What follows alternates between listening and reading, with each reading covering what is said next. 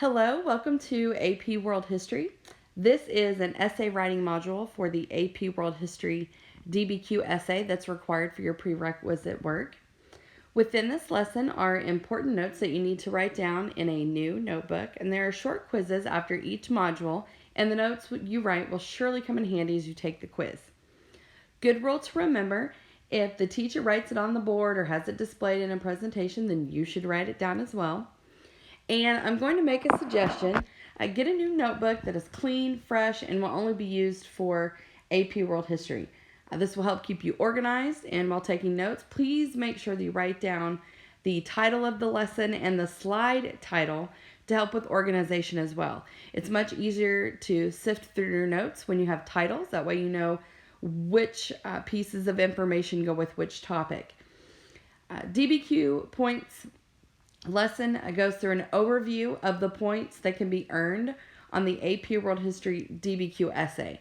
So when you write a DBQ essay in this class, there are certain requirements that are part of that essay. And those requirements are what you earn points for, and that's what this lesson is going to cover.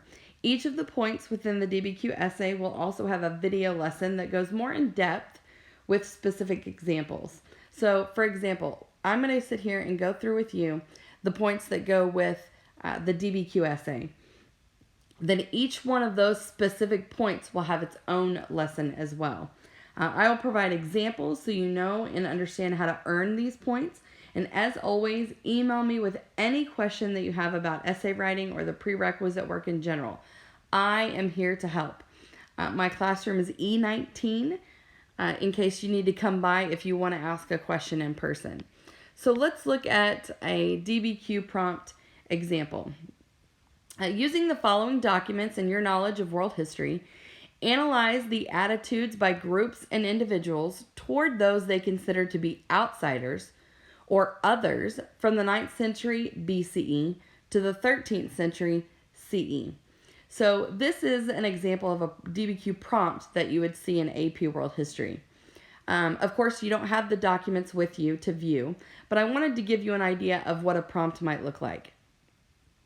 So the first thing that you need to do is determine what your task is. Your task is your verb. What does it want you to do? It wants you to analyze. Okay, so you know that you're going to be breaking something down and examining it further. That's what analyze means, and providing reasoning for something. And the next thing you need to do is to determine what you're analyzing. You're analyzing the attitudes by groups and individuals towards those they consider to be outsiders. So you're looking for, for example, if you had this and you had documents, as you would read through the documents, you would be looking for the attitudes that groups or individuals showed towards those that they considered to be others or foreigners.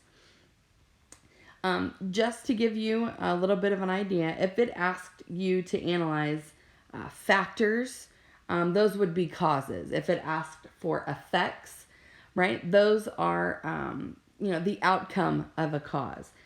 If it asked you to analyze actions or reactions, those are behaviors or decisions. If it asks you to compare and contrast, those are similarities and differences. Sometimes it asks for changes and continuities. Changes are things that changed, right? They were no longer stayed the same. And continuities are things that continued throughout a specific time period. It always stayed the same. And then if it asks for maybe the impact of, those would be the effects. So those are just different examples of what you might see in a DBQ prompt. But in this particular example, it's specifically asking you to analyze the attitudes by groups and individuals. So attitudes would be how a certain group of people were viewed or treated in this particular case. Okay, so of your DBQ points, let's start with the first point. And I'm actually going to go in a pretty specific order on how most of it should be written in your essay.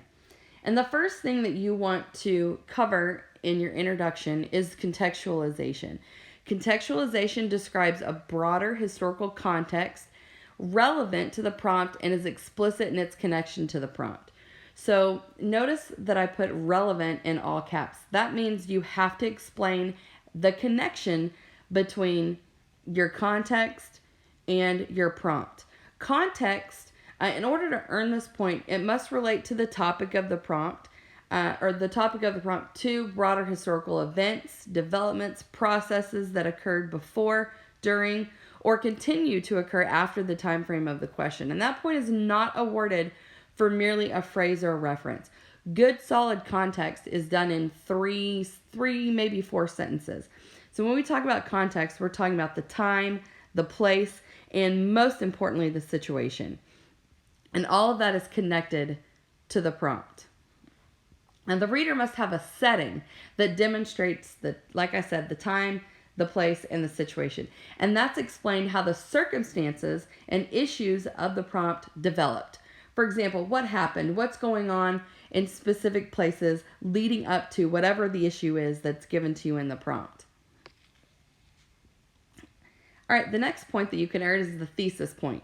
The thesis point responds to the prompt with a historically defensible claim that establishes the line of reasoning. And the requirement in my class is 3 answers.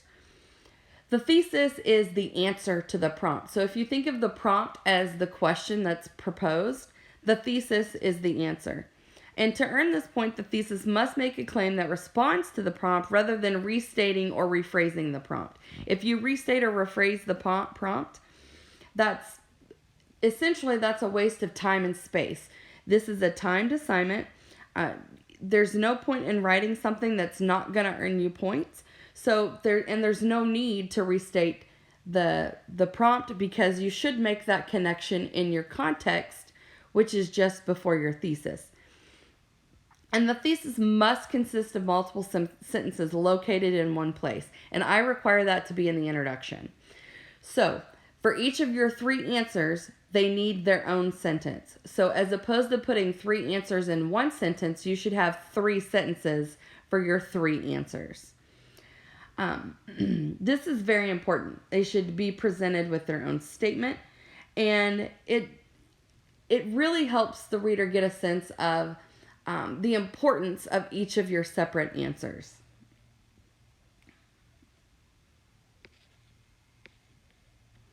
All right, the next set of points are evidence, or it is evidence. Evidence is worth 3 points. So let's look at the first 2 points. This supports the argument or your thesis in response to the prompt, and you must use all 7 documents. You're always given 7, no more or no less. And you must use all 7 to get both points. And to earn both these points, when using the documents, you must use them correctly, and definitely no quoting. Quoting does not demonstrate an understanding of the material. You're just repeating something verbatim. And the whole point of using the document to support your thesis is that you understand what the document says or what it's trying to portray. And the response must use the content of the documents to support an argument. So you might use information from the document and you don't quote, but if it's not used in a way that it supports your answer or proves your answer, then you don't get credit for that document. So you can't just randomly write about things that are in the document. It has to be connected to your thesis, to your answer. And I will go through in the next lesson and show you how to do that for each of your 3 answers. And in order to do this for your documents, I require a HIPPO analysis. And I'll go into more detail about that later on another lesson.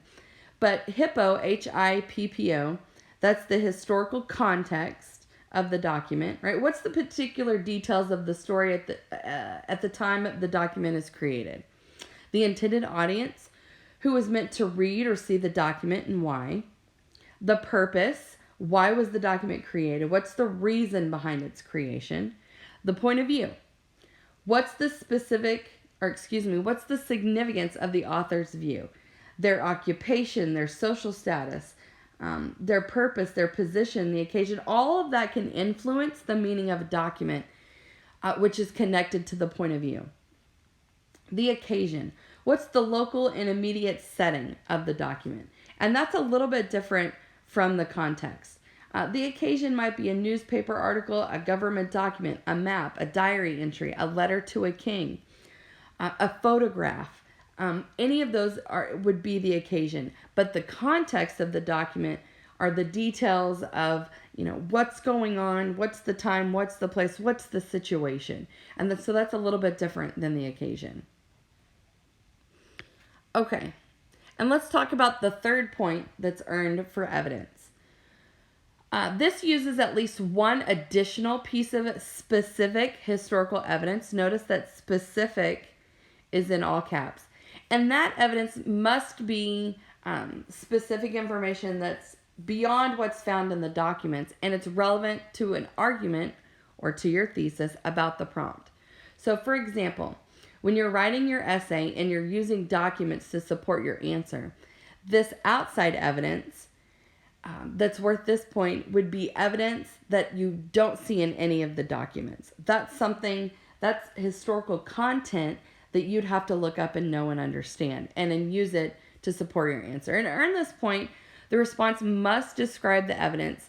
It must use more than a phrase or a reference. Again, this must be a full, solid sentence with detailed, specific information. For example, when I say specifics, what I mean is don't use the word religion if you know the religion is Christianity. Don't say trade items if you know those trade items are spices, slaves, and timber. Be specific, okay? If you know the location, as opposed to saying Europe, maybe you could say Germany. Okay? Always be specific. If you know that the time period of something is the mid-1300s or the 1350s, say that as opposed to the 14th century. Okay? And this additional piece of evidence must be different from the evidence that's used to earn contextualization. So the information that you provide in context, right, the setting that you provide for your reader must be different than the outside evidence. The outside evidence doesn't necessarily mean you go outside of the time period or outside of location or outside of the situation. Don't do that at all. You want to stay in the time period, stay in this location, stay in this situation. You're just finding and using evidence that's not part of one of the 7 documents. And that must be specific and accurate. Think of additional ways to further support your thesis, right? How can you make your argument stronger using historical information that isn't found in the documents? And the last one is analysis, and this is worth 2 points. So that's how we come up with 7. The first point explains how or why the 3 answers in the thesis address the prompt. And you'll do that for each body paragraph. You'll have 3 body paragraphs, one for each of your 3 answers, and at the end of each of those body paragraphs will be your analysis for that particular answer. And I'll go through that in another video lesson for you.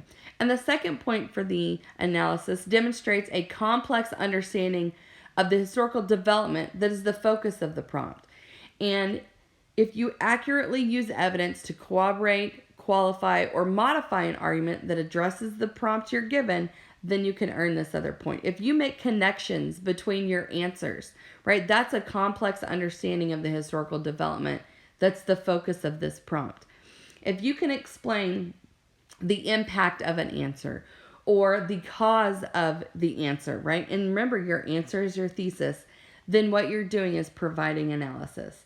Explaining the nuance of an issue by analyzing multiple variables, that's analysis. Explaining similarities, differences, continuities and changes, or multiple causes or effects, that's analysis. Explaining relevant and insightful connections within and across your specific time period, that's analysis. Confirming the validity of an argument by corroborating multiple perspectives across different themes, that's analysis. So there are lots of different ways that you can address or explain analysis within your essay. This concludes the first video lesson concerning the AP World History DBQ essay over the points that can be earned. Happy quizzing, and I will see you next time.